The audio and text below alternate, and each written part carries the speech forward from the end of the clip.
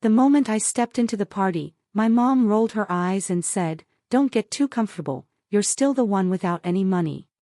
My brother chimed in, snickering, "Yeah, be careful, he'll probably try to pay the tab with coupons again." Everyone burst out laughing, until my sister's boss, just a couple seats away, quietly took out his phone, typed in my name, and stared at the screen so hard the entire table went dead silent. Have you ever been told you're worthless, laughed at, and dismissed your entire life by the people who should love you most? What if their entire world, built on your perceived failures, suddenly shattered into a million pieces, all because of one moment, one man, and a shocking truth revealed in front of a room full of strangers? Because that's exactly what happened to me. And trust me, the silence that followed, it was deafening. The kind that changes everything. For as long as I can remember, I, Alex, now 28, was the quiet one. The awkward one. The broke one.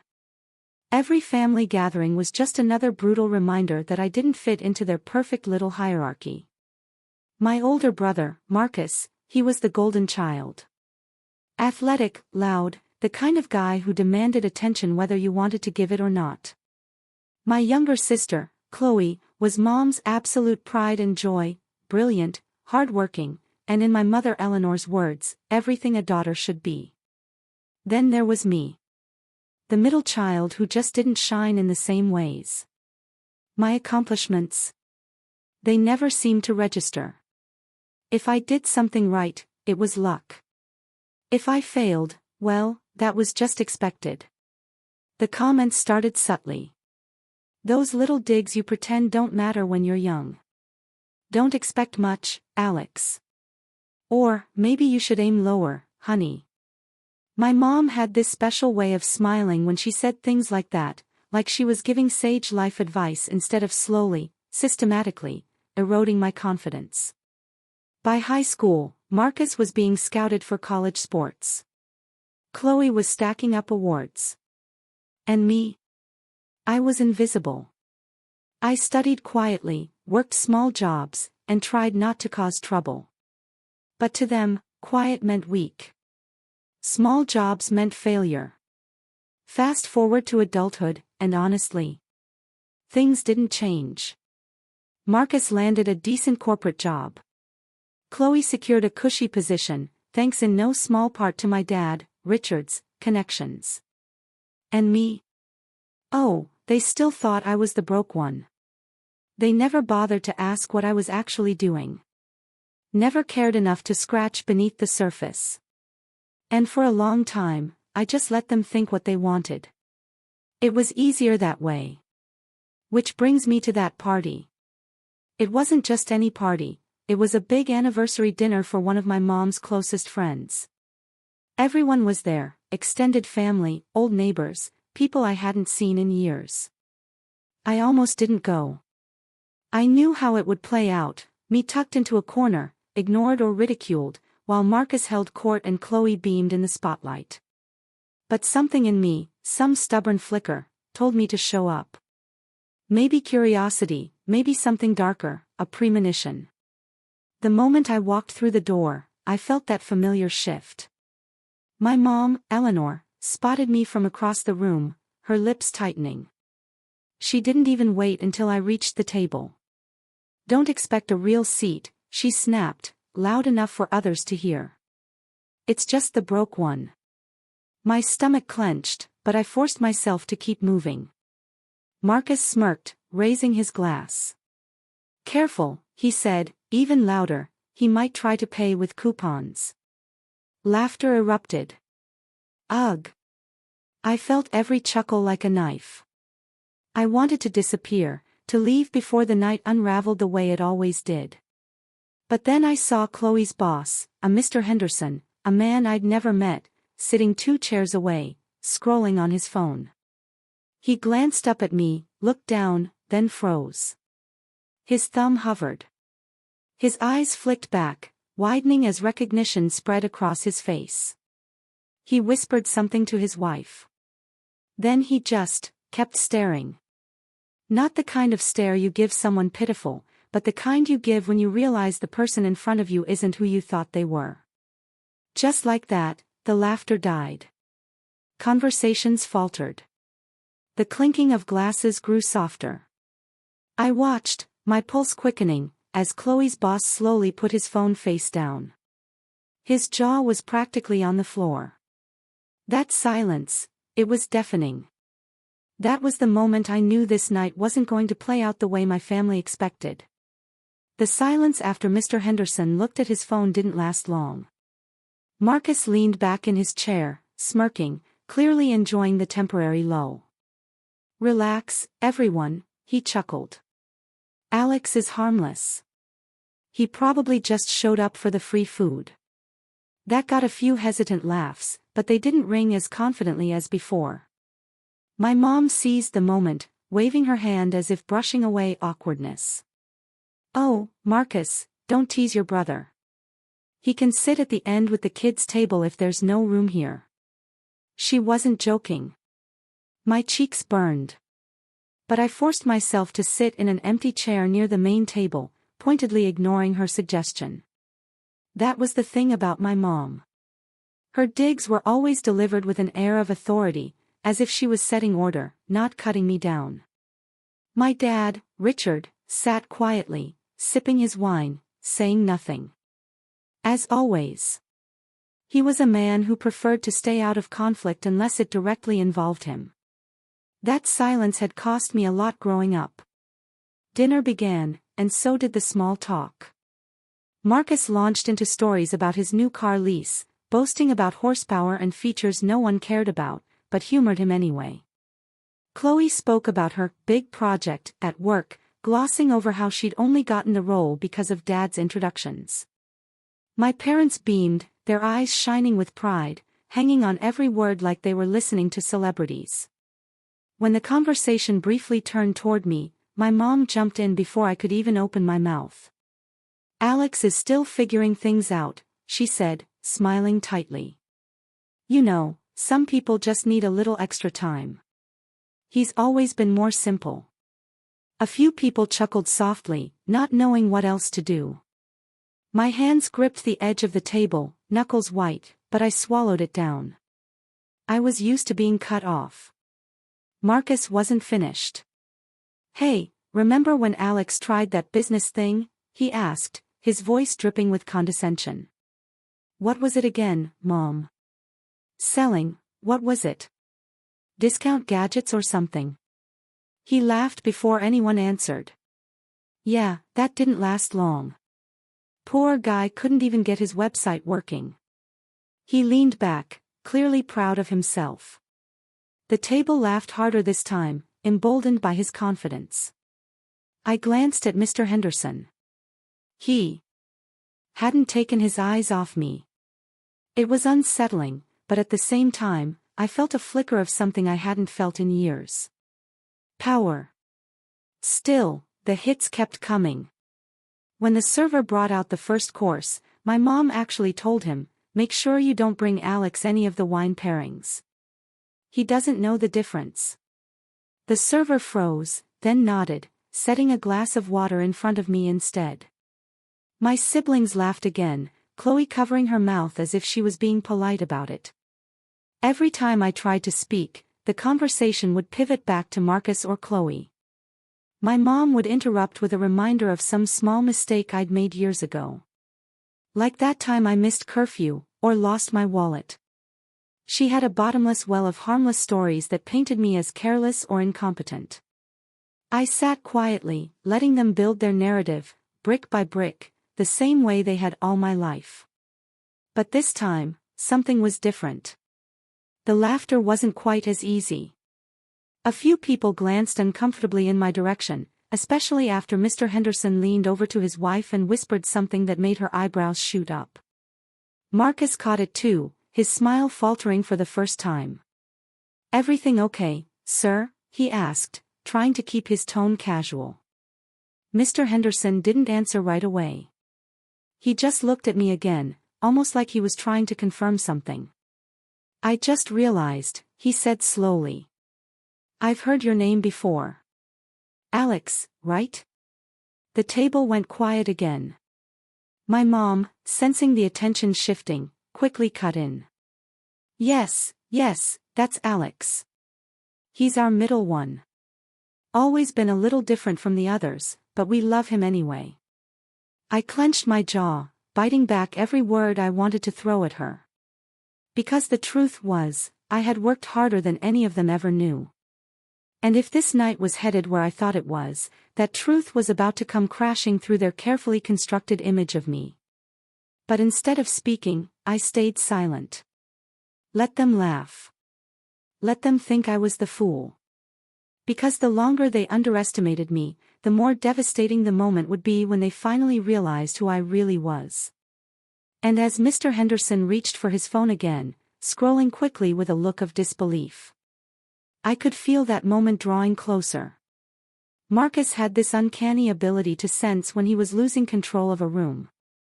So, when Mr. Henderson leaned forward again, still looking at me with that strange, calculating expression, Marcus' smile tightened. He wasn't about to let the spotlight slip from him to me. Alex's name is out there, all right, Marcus said, laughing as he leaned back.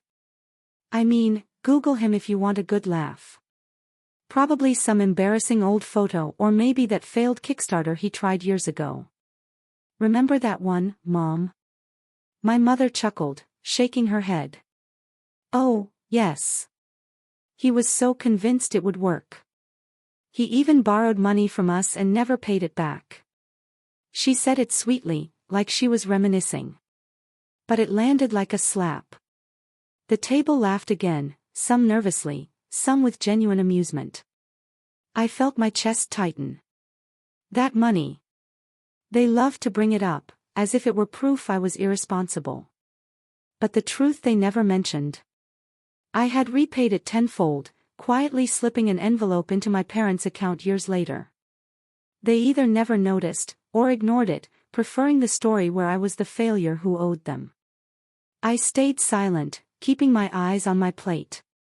But then Marcus' smirk curved into something crueler. He dropped his voice, just enough to sound conspiratorial, yet loud enough for everyone to hear. Hey, Alex, he said. Remember when you asked me to cover your rent that one time? Man, I almost forgot about that. He paused for effect, savoring the moment. Everyone, did you know Alex was practically homeless at one point? He begged me to help him out. Poor guy couldn't even afford a decent meal back then. The laughter this time was harsher, more pointed. A few guests looked down awkwardly, clearly uncomfortable.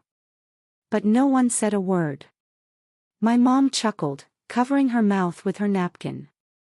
Marcus, don't embarrass him, she said. But there was no real protest in her tone. She was enjoying it, too. That was the moment. The betrayal. Because Marcus wasn't just making fun of me.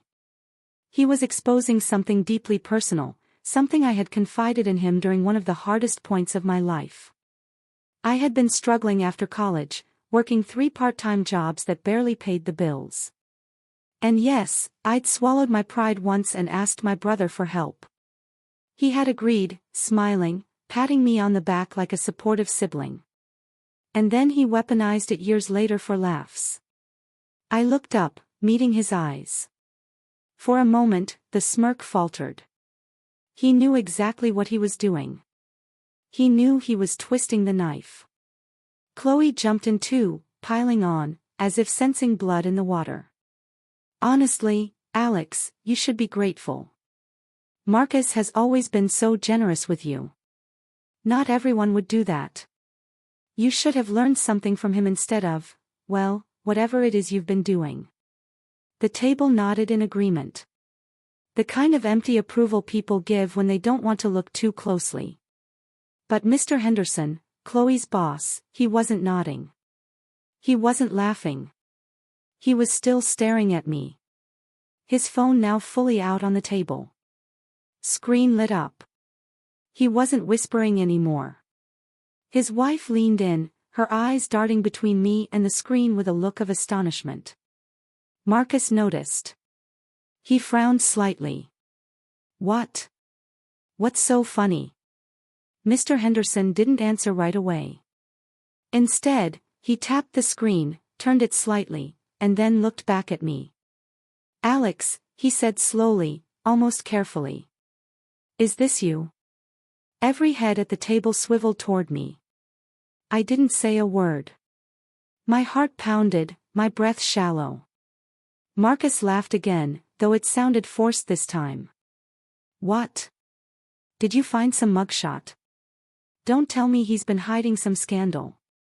But as the boss held his phone tighter, his expression unreadable, I knew the tide was about to shift. For the first time in years, it wasn't me who felt exposed. It was them. My entire family teetering on the edge of realizing that everything they thought they knew about me was a lie of their own making. The betrayal cut deep. But in that pain, I felt something else rising, something stronger, because this time, I wasn't going to let it slide. I sat there frozen, the laughter still echoing faintly, even though most of it had died down. My mom, Eleanor, leaned into my dad, Richard, with a little smirk, as if Marcus's story was nothing more than a fond family anecdote to be filed away in her scrapbook of Alex's failures. My chest felt tight, but I forced myself to stay composed. Inside, though, I could feel the betrayal gnawing at me. Marcus taking one of my most vulnerable moments, one of the few times I'd ever truly trusted him, and turning it into his party trick. And the worst part? Everyone went along with it.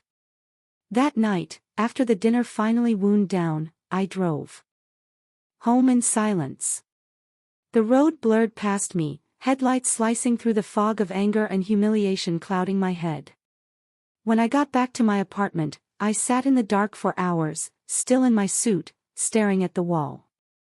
I thought about every comment, every smirk, every time my mom had dismissed me with a laugh, every time Marcus turned my mistakes into punchlines, every time Chloe had been praised while I was brushed aside. And what hurt most was how normal it all felt to them. Like cruelty was just tradition. For the next week, I felt myself unravel. I'd wake up with the memory of Marcus's words ringing in my ears. He begged me to help him out. I'd replay my mom's voice, he's always been more simple. I carried those words like weights strapped to my chest. Even when I tried to work, I couldn't concentrate. I skipped meals. I avoided calls. My life became this quiet haze of shame and frustration. And yet, in that silence, something started to stir. One morning, after a night of tossing and turning, I opened my laptop. I stared at the glowing screen for a long time, my reflection faintly visible in the black before it booted up. And when it did, I typed my own name into the search bar. The results filled the page instantly. Dozens of articles, interviews, features, all the work I had poured my life into over the last several years. All the successes I had built quietly, far from my family's view. Reading them, seeing my name in headlines, the quotes where I'd spoken about resilience, about building something from nothing.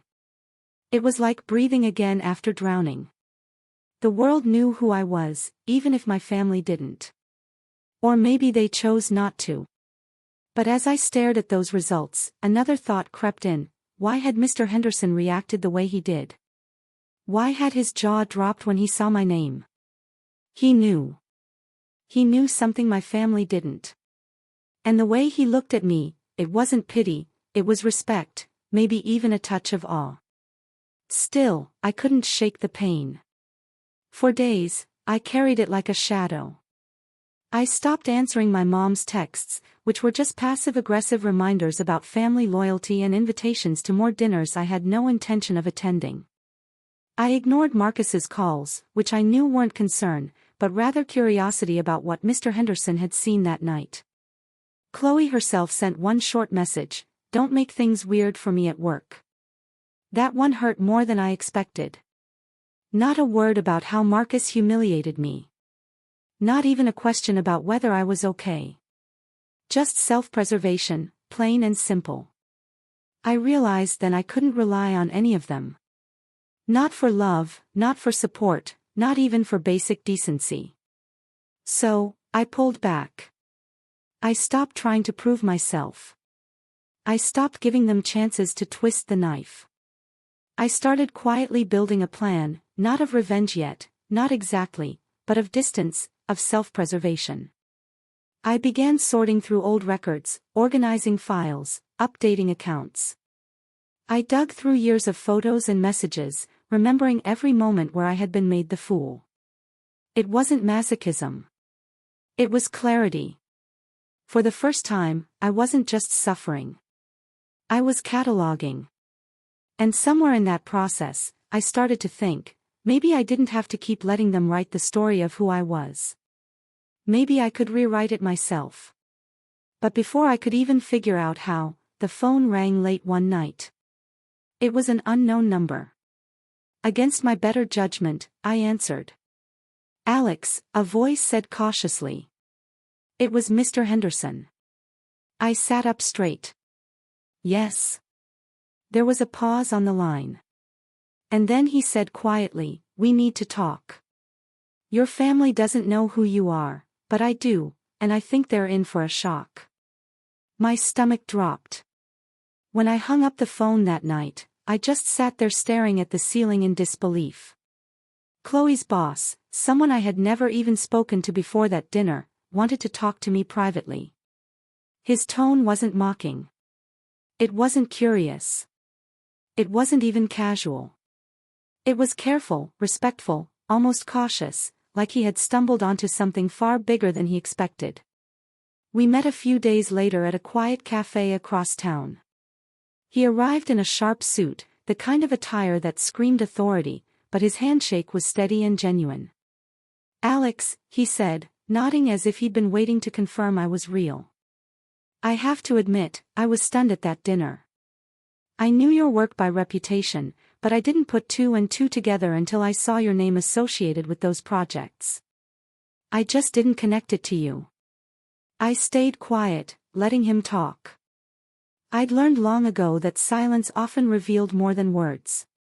"You've built something remarkable," he continued. "Your projects, the investments, the way you turn small startups into success stories is truly impressive. Honestly, I'm surprised your family doesn't shout it from the rooftops." I gave a small, humorless smile.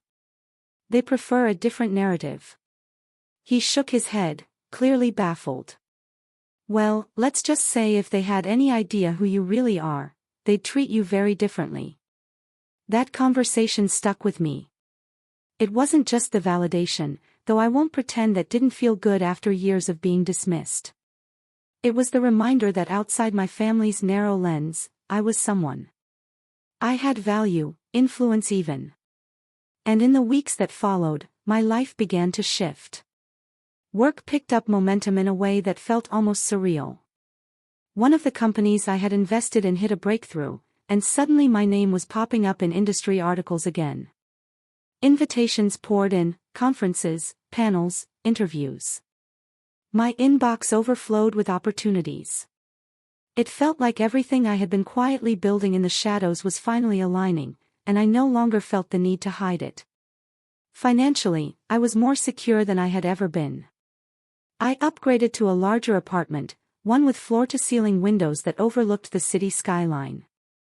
Every morning, I'd make coffee and stand there watching the sun rise over the glass towers, reminding myself how far I had come from those nights of eating instant noodles just to get by. And the strangest part? The less I reached out to my family, the more they seemed to notice my absence. My mom sent messages sprinkled with guilt. "You never come around anymore, Alex. Family is everything, you know." Marcus called twice, leaving vague voicemails about how we should catch up sometime. Even Chloe texted, though hers was sharp-edged, "Whatever you're doing, don't make it affect me at work." I ignored most of it, not out of spite, but because for once, I wasn't desperate for their approval. My silence was deliberate. Powerful. And then came the subtle shifts. At networking events, I'd hear Marcus's name mentioned. His reputation wasn't nearly as sterling as he pretended. Chloe's projects at work. Turns out they weren't as impressive when stripped of the family connections propping her up. For the first time, I could see the cracks in their carefully crafted images. They weren't invincible. They weren't untouchable. Meanwhile, mine was only growing stronger. The irony was that Mr. Henderson, after our meeting, became somewhat of an ally. He reached out occasionally, sharing insights or opportunities, sometimes even just checking in. The way he spoke to me was worlds apart from how my own family did, with respect, with seriousness. He treated me as a peer, not as some embarrassing afterthought. It was during one of those calls with him that a thought began to take shape in my mind. A dangerous, exhilarating thought. What if I stopped hiding my success? What if instead of staying in the shadows, I let my family see the full picture? Not out of pride, not for applause, but to finally shatter the image they'd held of me my entire life. Because here's the thing, power isn't just about money or influence or recognition. It's about perception. And the moment their perception of me shifted, their entire world would tilt. I started to plan, quietly, carefully. Not revenge, not yet. But the setup. The rise before the fall. And as I stood one evening in my apartment, glass of wine in hand, looking out at the glittering skyline, I realized something I never thought I'd feel. I wasn't afraid of them anymore. The turning point came quietly, almost by accident. It was a Thursday evening, and I had just wrapped up a call with one of the founders I'd invested in. After hanging up, I noticed an email sitting in my inbox with a familiar name, Mr. Henderson. Subject line, "Thought you'd find this interesting." I opened it, and my pulse quickened. Attached was a copy of an internal report from Chloe's company. Nothing illegal, nothing scandalous on the surface, but it told a story. The numbers didn't match the narrative Chloe had been pushing at every family gathering. The big project she bragged about wasn't her brainchild at all. She'd been handed the pieces by others and was taking credit, inflating her role to appear more indispensable than she really was. I stared at the report, realizing immediately what it meant. Chloe's success, the very thing my parents worshipped, wasn't built on her brilliance. It was smoke and mirrors. And her boss knew it. Maybe that's why he had reached out to me. Maybe he saw the same cracks I was beginning to see in my family's golden facade. That night, I pulled out an old notebook and began writing. Not venting, not journaling. Planning. I started listing every instance of cruelty, every story they had told at my expense, every time they had cut me down. Alongside it, I wrote what I knew about them. Their weaknesses, their insecurities, their dependence on the image of superiority they held over me. Marcus's entire reputation, for instance, rested on his supposed financial stability. But I knew the truth. He was leveraged to the teeth. He lived off credit cards, leased cars he couldn't really afford, and quietly borrowed from my parents when things got tight. To the outside world, he looked successful. To me, he looked fragile. My parents themselves were stretched thinner than they admitted. They had always acted like money was abundant, but years of funding Marcus's and Chloe's dreams had left them juggling debts behind the curtain. Their smugness at dinners, their insistence that I was the broke one, it was projection. And Chloe. The report in my hands was proof that her career wasn't untouchable. Her image at work was carefully constructed, but all it would take was one spotlight in the wrong place to expose the truth. Piece by piece, I began to see the power dynamic shift. For years, they had convinced me I was powerless, worthless, the black sheep. But knowledge changes everything. And I was beginning to see that armed with the right truths, I wasn't just capable of defending myself, I could dismantle the foundation of the little empire they'd built on my back.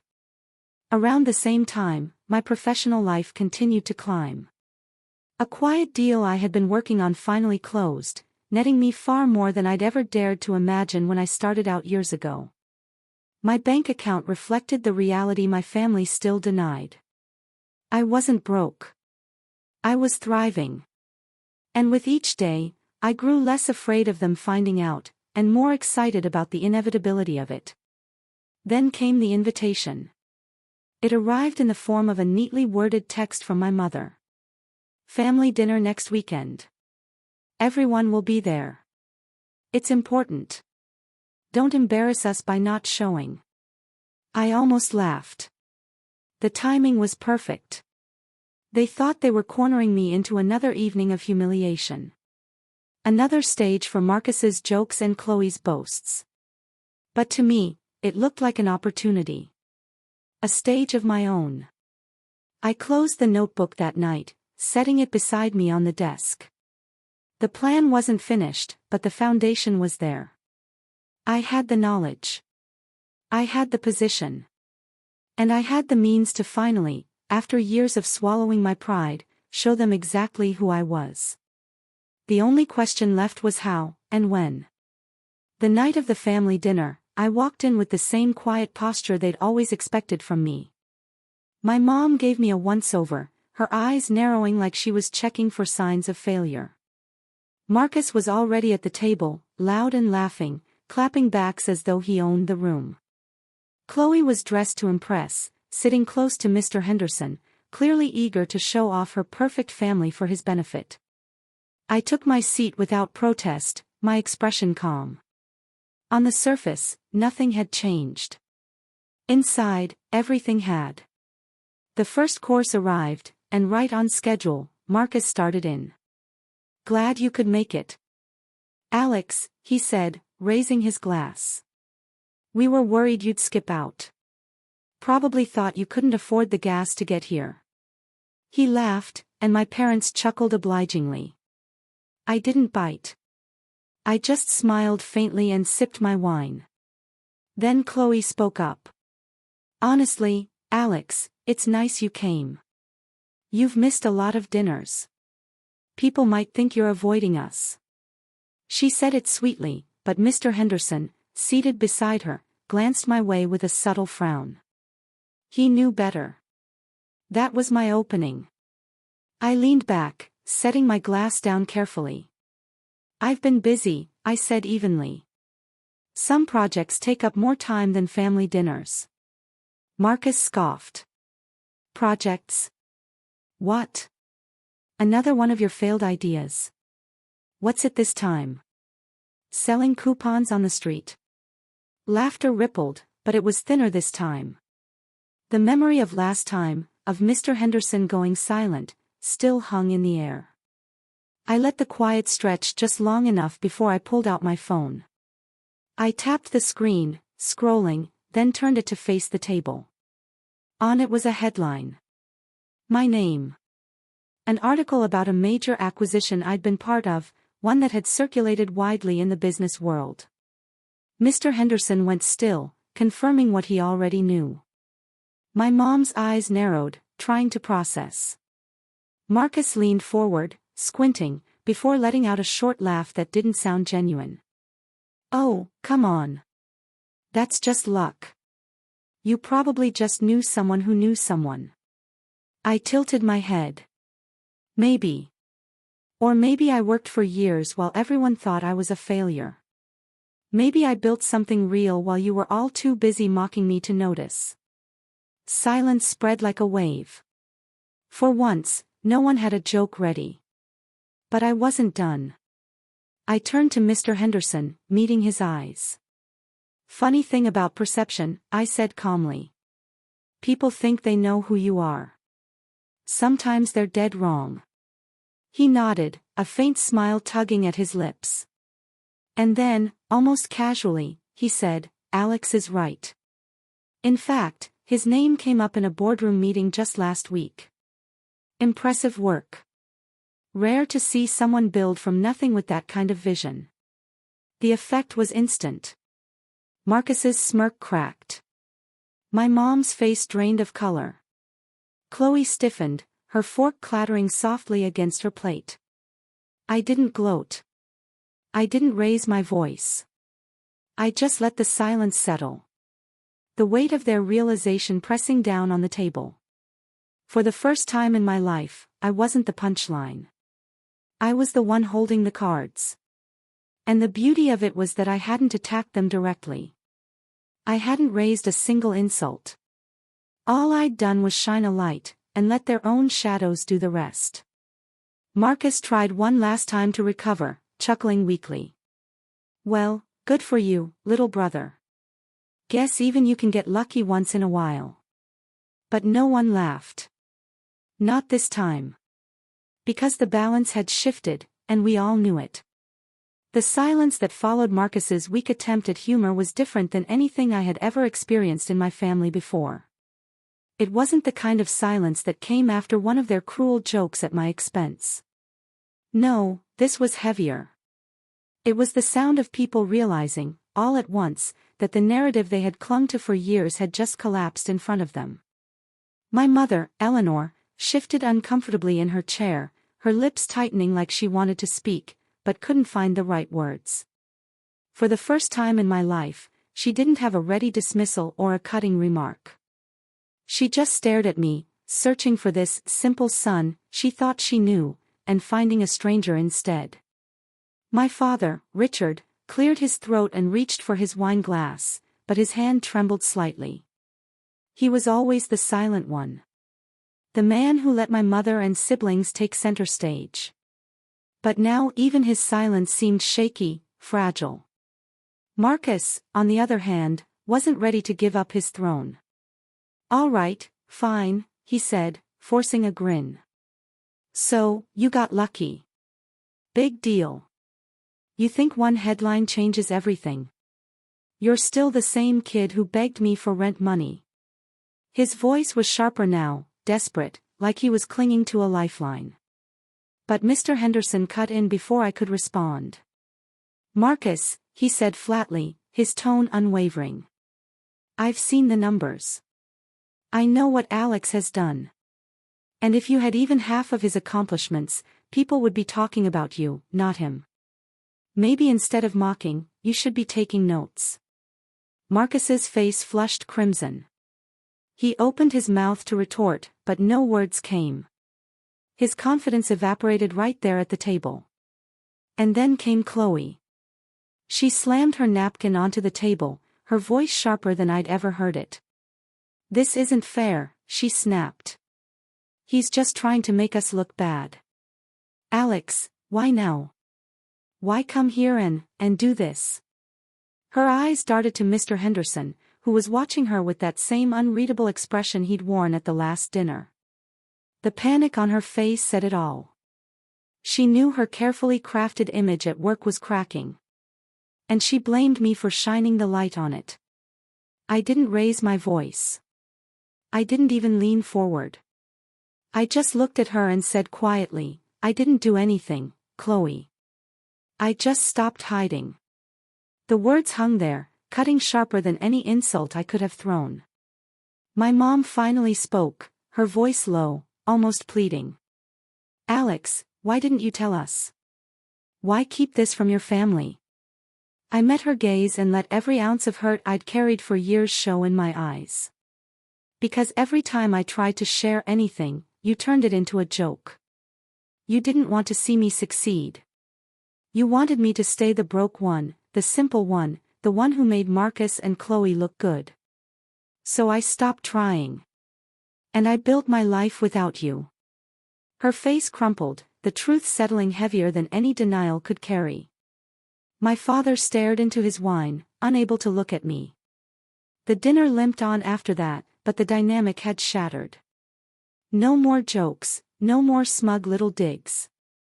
Marcus sat in silence, his jaw clenched. Chloe picked at her plate, her boss barely acknowledging her. My parents looked smaller than I had ever seen them. When the plates were cleared and people began to leave, I stood up, adjusting my jacket. For once, all eyes followed me. Not with ridicule. Not with pity. But with the weight of realization. I walked toward the door, pausing just long enough to glance back at the table. You wanted me to be invisible, I said calmly. But I'm not invisible anymore. And with that, I walked out, leaving them in the wreckage of their own making. That was the last family dinner I ever attended. Because the truth is, sometimes vindication isn't loud. Sometimes it isn't a dramatic speech or a final crushing blow. Sometimes the most devastating comeback is simply standing in your own power, forcing those who mocked you to face the one thing they never prepared for, your undeniable success. And in that moment, as the door closed behind me, I realized something I had been waiting my whole life to feel. What would you have done in my place? Have you ever had a moment where you finally stood up to someone who consistently underestimated you? Tell me what you think in the comments below. I really want to know.